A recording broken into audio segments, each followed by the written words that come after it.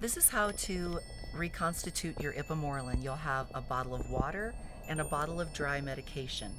You will be flipping the lids off. I can show you. Yours will have lids that you'll want to flip off like that of both, and then you can clean with alcohol if you want to the top of the vials. All right, then you're going to have a syringe that looks like this. And so what you want to do is pull the top off, exposing the needle. You're going to go straight down into the water, being careful when you're flipping this around, don't bend your needle. And you're going to pull down to 7.5 mils, 7.5 cc's. They're marked right on there.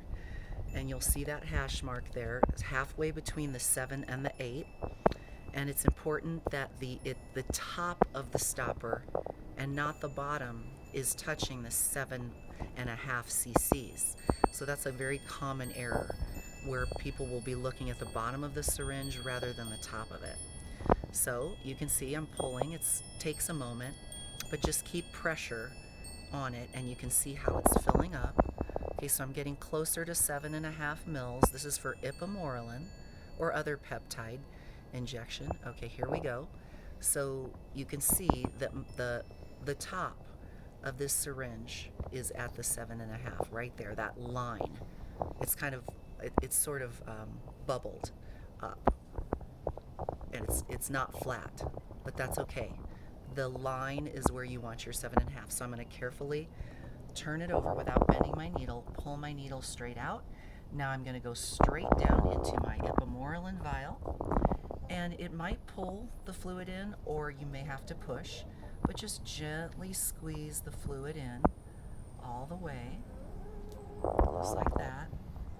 It's going in, and then you won't even use this. You can put this syringe into your sharps container. Okay, so I'm going to pull it straight back out. I would put it directly down into my sharps container, and all of these, the papers and everything would go in the garbage and not the sharps container. Don't recap your needle. Okay, so it went, let's say it went into the sharps now. Never shake up peptides or HCG. You would just roll it and you'll see the powder dissolve. Now you'll put it in the refrigerator.